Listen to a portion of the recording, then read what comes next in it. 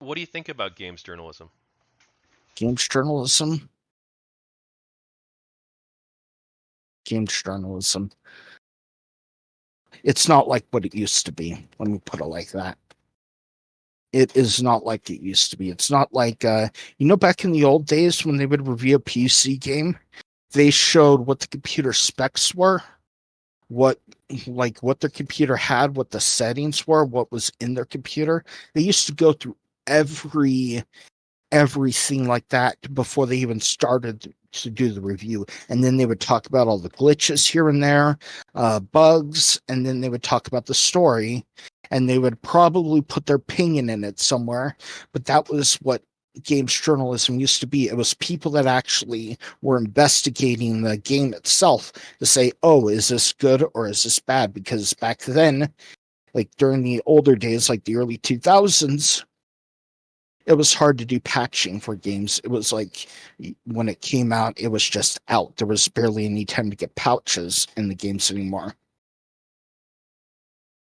Do you think You, that? Well, first off, do you consider video games to be art? oh yeah, they're an art. Do you think Like that? Go ahead. yeah, a lot. There's so it's like any art. There's so many different forms of art. It's not even funny. So yeah, video games are an art, just like movies aren't. Like video games are just a bold. Uh, Video games are just a blanketed statement of art itself. There's like subgenres of video games that are art and subgenres of the subgenres that are art. Like it's a blanketed statement. One of the blanketed art statements, like painting, drawing, singing, music. It's a blanketed statement, and there's subgenres in that blanketed genre itself. It's video games. You can't even describe the type of the. Damn it! It's my head. Do you want to take a break, or are you doing okay? Or No, I'm fine. It's just you could go for a minute. Hey, my head's hurting. Ugh. Okay, but yeah, that's all it is in my opinion. It's just a blanketed art, or it's a blanketed genre where everything is under it, and under those are different things and different things and different things. Like speed running, that's an art. Completionist, yeah, poor Gerard has to do completionist on a bunch of games. That's art itself. Like there's art among art. Like let's say first person shooters are arts. Uh like what Call of Duty did where it's like a single mission, like the old fashioned days of games where it was like, oh, it's just like a tracked area where you had to go through, and the map was designed to be very narrow. And then there were open world games like Far Cry. There are different arts in those two. There's multiplayer everything, and that's a whole genre of art itself. It's hard to explain it, in my opinion. no, that's an interesting. That art can take many different forms, even within the sphere of gaming. Oh yeah. Oh yeah, I can't even describe like the game I'm playing right now, Andromeda, for instance. I'm pausing because of the dialogue. I might lower the volume on my PC for it, but games like this, it has its own quirks. It has its own good moments and its bad moments. Like Cyberpunk 2077, when I finally put a what's it called? When I finally put in it a 2080 Ti, which you have to know how I bought it. I bought it for $60 along with two 1 terabyte SSD hard drives. Yeah, I think I made a deal with the devil in that one, but it was my uncle and he didn't want the computer anymore. So I took that, and yeah, I now have a computer that's capable of being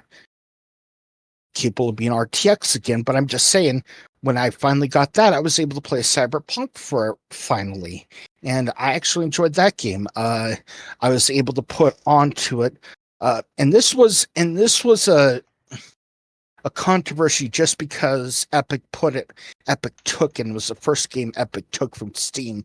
It was Metro Exodus. I finally played it when I finally played the the RTX upgrade for it, and it was amazing. I'm still haven't given time for The Witcher 3, and that's another game as well. Witcher 3, for instance, people jump down the throat of that game just because they don't like it, or this or that, or this or that. Witcher 3 was like the pinnacle of people saying, "Oh, this is stupid." Remember Ian Miles Chung? Yeah. He after playing that game, and he realized even he thought, "Okay, this is stupid."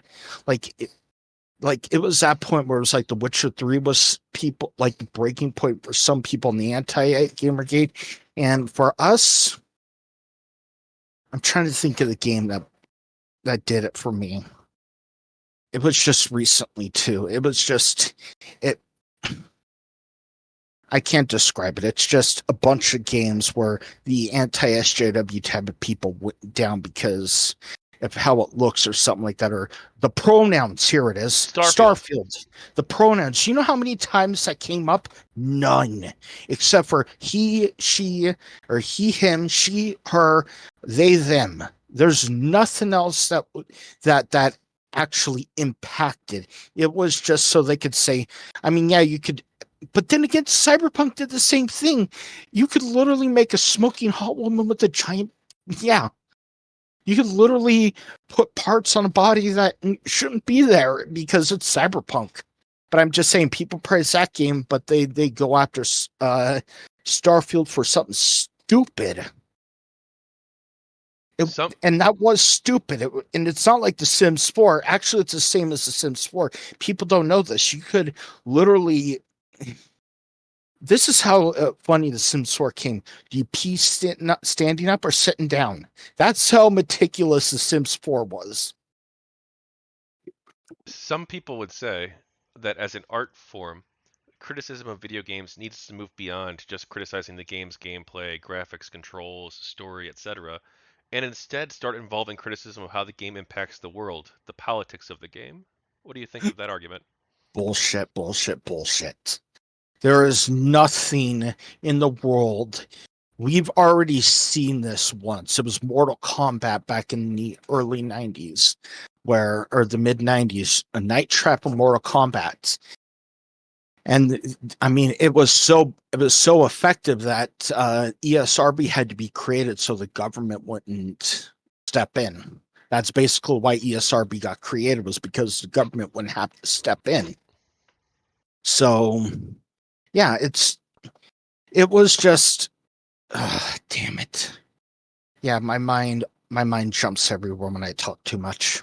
Oh, you're Sorry fine. about that. I'm Yeah. interviewing you, so you can talk as much or as I little as you know, but want. I'm just saying, no, I don't like doing this usually, just constantly talking. But no, you do not want it to get involved, or we'll have something as stupid as Australia or Germany trying to cherry pick everything just because you had something in the World War II era and they had swastikas because you're afraid that Germany would ban the game, when it was just that's what the history was like. That's what actually happened and stuff. And people trying to change, and this is the biggest insult I've ever seen with video games as a history buff myself. It's when they decide to take liberties with everything, and it's like Age of Empires was famous for that, taking liberties. Like if you've ever played the games and you actually looked at the history books, you would be like, "Well, this is really off." I used to play Age of Empires. I played the first one and the second one. Mm-hmm. Third one was okay. Fourth one actually is taking more of a historical stance and actually being more realistic with history itself. It's a way better game than what it used to be. But no, it's just I don't think, like any art form, politics shouldn't be allowed to be thrown into it. It's stupid. Shouldn't You be should, allowed to be thrown in. What do you or mean by no, that? shouldn't, no, people shouldn't be dragging it into it. That's what I was trying to say. You shouldn't be trying to drag, oh, you're this or you're that party. I'm not going to say any party names, but you're so and so's party, you have so and so's belief. You should throw it. You should be trying to influence it to your own beliefs. No, games like that make us think about what what's different in the world. It literally takes you out of your life and put it into a virtual world. And I don't know. Ugh. Do you think there's any value in video games that explore politics like Metal Gear Solid? Yeah, to a point there is. If it's like that they're trying to do a social commentary, fine, so be it. As long as it's good, or it's, how do I put this? As long it's not like, oh, it's gonna fit with your beliefs or something. It shows how it really was, like Metal Gear Solid 4 5, for instance, Phantom Pain. It literally showed in Africa they actually had child soldiers, the shit the Soviets did in Afghanistan. It was things like that. They showed you the real world of what was actually going on at that time. But that was Metal Gear Solid. Call of Duty just recently, it shows what's actually going on in the military world, like Modern Warfare and Modern Warfare 2. Yeah, it shows some pretty strong shit of like, okay, this is what's going on. You might be comfortable in your own small town or your own city block or something like that, but this is what it looks like in the rest of the world. It's things like that I like, because it gets you into thinking. It makes you thinking it could have been a lot worse for us, is how I think it.